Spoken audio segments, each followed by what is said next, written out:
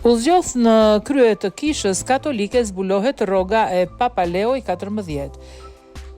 U zgjodh Papa i ri Leo 14 dhe vëmendja u përqendrua edhe tek të ardhurat e tij, të cilat mund të konsiderohen modeste, duke patur parasysh pozitën që mban si kreu i kishës katolike romake.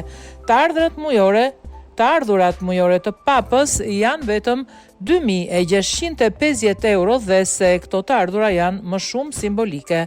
Megjithatë, vlen të theksohet se kreu i Selisë së Shenjtë përfiton edhe nga rrugë të tjera, sipas Daily Mail.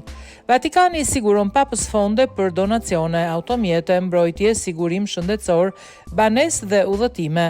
Në total, vlera e të gjitha këtyre përfitimeve si dhe aseteve të tjera që janë nën kontroll të drejtë të papës vlerësohet në 12 milion euro. Ndryshe, Vatikani financohet nga burime të ndryshme. Pjesa më e madhe të ardhurave vjen nga donacionet e besimtarëve në mbar botën, si dhe nga të ardhurat e turizmit dhe muzeve të Vatikanit.